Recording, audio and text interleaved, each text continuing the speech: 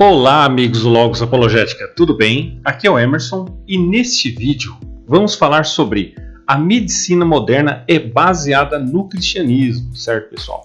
Então, desde já, peço para que vocês inscrevam-se no canal e já curtam o vídeo aí, certo? Os sãos não precisam de médico, mas sim os doentes, disse Jesus aos fariseus, Mateus 9,12. A implicação óbvia: quando você sofre de um caso grave de pecado, é hora de chamar Cristo de médico. Nas gerações posteriores aos apóstolos, os pensadores cristãos se agarraram à ideia de Cristo, o médico que cura almas doentes.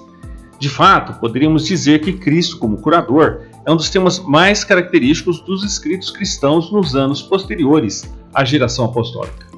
Inácio de Antioquia, escrevendo em 107 d.C., quando os apóstolos ainda eram uma memória viva, falou de Jesus como um médico.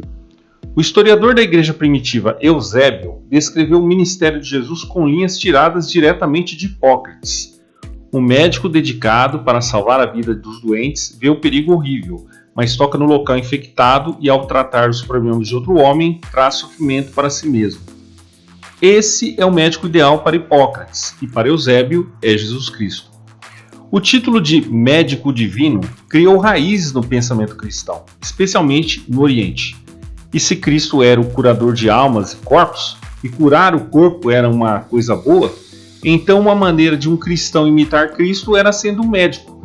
Então os cristãos instintivamente responderam ao imperativo de cura de Jesus, dedicando-se à prática da medicina. Justino Mártir, nos anos 100, e Orígenes, nos anos 200, ambos testemunham que muitos de seus correligionários eram médicos. O historiador da medicina Gary Frangen cita estudos sobre a composição profissional da igreja primitiva e conclui que cerca de 150 médicos podem ser identificados com razoável certeza do período imperial romano. Dito isto, podemos concluir que os médicos eram, mais do que qualquer outro grupo profissional, atraídos pelo cristianismo. Ou talvez os cristãos fossem atraídos pela prática médica mais do que qualquer outro tipo de trabalho. Em todo caso, as estatísticas sugerem muito sobre a compatibilidade e similaridade entre a vida de graça e a vida de serviço de um médico. Não havia, no entanto, nenhuma maneira distintamente cristã de praticar a medicina. Os cristãos aceitavam a ciência médica como encontravam. Um médico cristão lhe ofereceria o melhor atendimento médico na tradição hipocrática, que era, você se lembra, uma tradição muito boa, baseada em experiência e experimento, que poderia produzir resultados muito bons. Exceto por encorajá-lo a orar a Cristo, o maior médico, não havia nada que o médico cristão fizesse que seus colegas pagãos não pudessem fazer. Mas muitas coisas que o médico pagão poderia fazer que um médico cristão não faria. Apesar de que ele havia jurado no juramento de Hipócrates, se lembra, por exemplo, uma tradição muito boa, baseada em experiência e experimento, que poderia produzir resultados muito bons. Exceto por encorajá-lo a orar a Cristo, o maior médico, não havia nada que o médico cristão fizesse que seus colegas pagãos não pudessem fazer. Mas muitas coisas que o médico pagão poderia fazer que um médico cristão não faria. Apesar de que ele havia jurado no juramento de Hipócrates, por exemplo, um médico pagão poderia realizar um aborto. Abortos eram comuns na época do início do Império Romano, às vezes com resultados fatais para a mãe e também para a criança.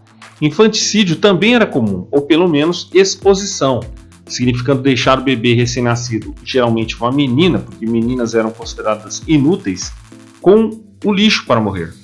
O médico cristão não cooperaria com essas práticas abomináveis. Ele também não prescreveria anticoncepcionais e não ajudaria um suicídio. Havia mais uma coisa que o médico cristão não faria: ele não rejeitaria pacientes.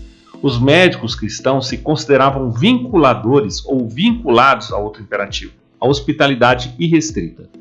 Mas qual era o dever de um cristão para com os doentes? Se visitar os doentes era uma das coisas que o rei exigia de nós, o que exatamente isso implicava? Apenas o parecer era o suficiente, ou a igreja tinha algum tipo de responsabilidade de tratar a doença também? Gregório de Nisa insistiu que cuidar dos doentes era um dever essencial do cristão. Era verdade que podia ser um trabalho duro, até mesmo perigoso, mas era o que Cristo exigia de nós. E se Cristo exigia isso dos cristãos, então toda a igreja deveria se envolver. Já no tempo dos apóstolos, vemos toda a igreja se envolvendo no cuidado dos doentes. A carta de Tiago é algumas vezes citada como instituição do sacramento da unção dos doentes, mas é mais preciso dizer que Tiago nos dá a confirmação das Escrituras do que a igreja já estava fazendo. O que Tiago está falando, é claro, é uma forma de oração, que é uma resposta estritamente religiosa à doença. Ele achava que a responsabilidade da igreja terminava ali, ou esperava que seu rebanho também fizesse algum cuidado físico com os doentes. Podemos adivinhar por analogia que Tiago esperava que a igreja saísse e fizesse alguma coisa. Se o irmão ou uma irmã estiverem nus e necessitados do alimento diário, e um de vocês lhes disser, vão em paz, aqueçam-se, comam bastante, mas não lhes deram o necessário para o corpo, de que isso aproveitará? Tiago 2, 15, 16. Certamente, Tiago não nos diria para não orar para que os nus sejam vestidos e os famintos alimentados.